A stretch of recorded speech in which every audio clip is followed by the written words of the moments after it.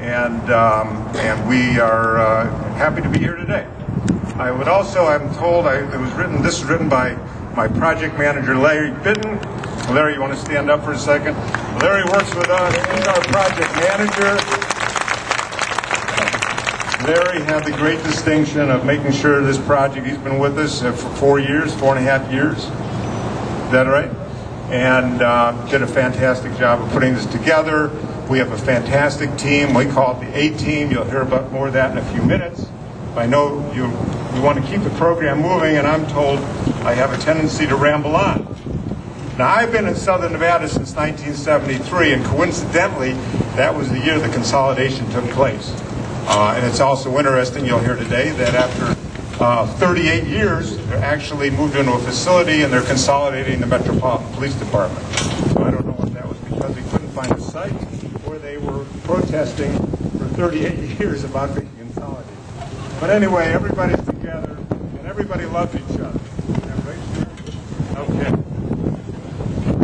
Now, go back to the consolidation, and I'm not sure if this was something, we have Ralph Lamb here today. I mean, Ralph was the sheriff of Clark County, a legend.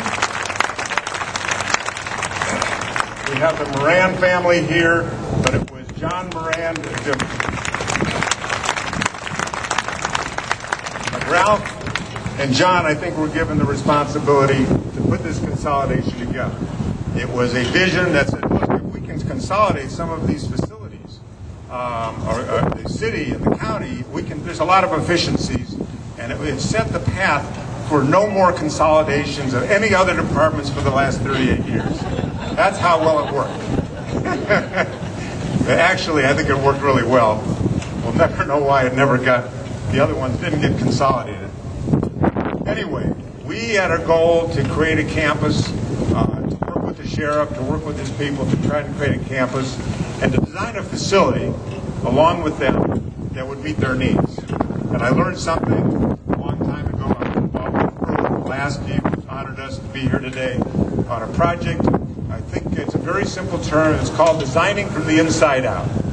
I've taken that to heart since I learned that term, and I believe that when you build a facility, you build a facility for the people that are going to work in the facility.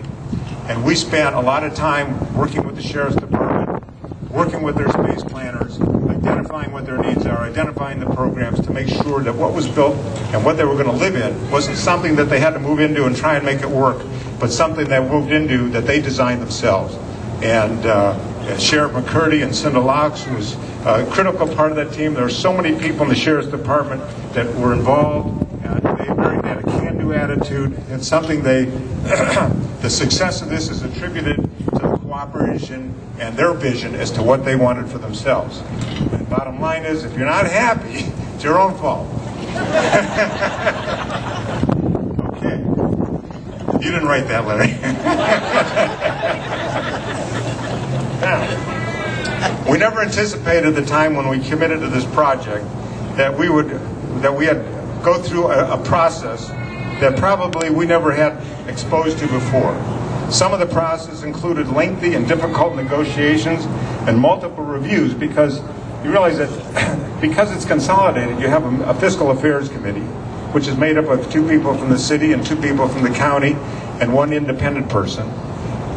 And because of the scope of the project, the Fiscal Affairs Committee both referred it to the city and the county. So we had, over a period of months and months and months, a public review, a public scrutiny, and public negotiations that, were something that unusual for anything that I've been involved with, and unusual because of the structure of the way Metro is. I'm not going to get into how we should modify that, but it was a good process, because I think at the end of the day, we have a project that's been so well scrutinized.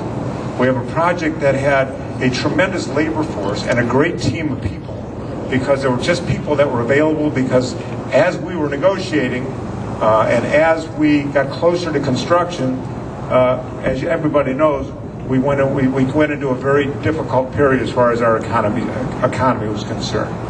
So the good, that was the bad news. We're slowly creeping out of that situation. You never know when you're out. You look back 12 months or 24 months and realize you were out 6 months before you thought you were out. but we're definitely moving in a very healthy direction. But at that time, it was a very dark period. When we broke ground, I don't think it was a more difficult period.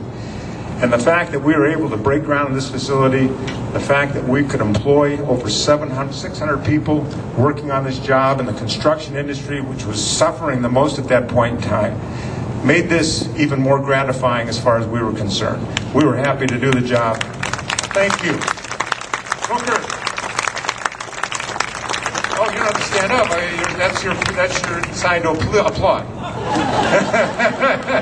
Okay. Never. I thought I cued you guys in earlier. Anyway, this whole process has made this what I consider to be a very successful process. We had local contractor. Well, I'm going to talk about that. All of our subcontractors are local. All the people that worked on the job are local. We try to take advantage as much and contribute to the community as much as we could. And we tried to learn from other people's mistakes. And we had a great architect, great design team. We had access to so many people, and the people that worked on the job, the construction workers, were the best of the best, because we wanted to make sure we're selecting the people that, not bubble people, but real craftsmen.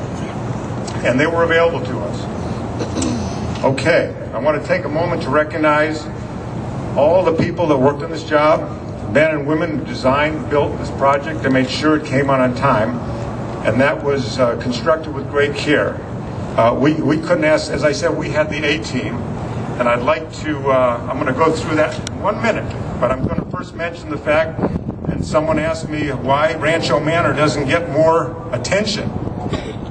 This is part of the Rancho Manor Association.